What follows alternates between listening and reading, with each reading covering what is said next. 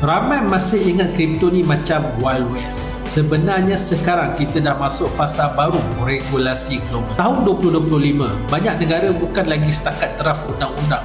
Mereka dah mula implement polisi digital asset dari EU dan ke beberapa negara Asia dan Timur Tengah yang keluarkan lesen exchange, framework stablecoin dan guideline untuk institusi. Maknanya, exchange yang beroperasi kena ikut standard lebih jelas. Projek tak boleh main janji kosong tanpa pemantauan. Bank dan institusi ada rule yang mereka boleh rujuk bila nak masuk digital asset. Ini semua beri struktur untuk pemain besar rasa lebih yakin. Bila regulasi jadi lebih jelas, trend dia ada dua. Projek cincai akan makin susah survive, tapi projek berkualiti dan institusi global akan makin senang masuk. Ini shift daripada zaman eksperimen kepada zaman pengukuhan. Jadi, siapa yang masih fikir regulasi musuh kripto, sebenarnya dia terlepas point. Regulasi ini tanda industri kripto dah cukup besar sampai dunia terpaksa ambil serius.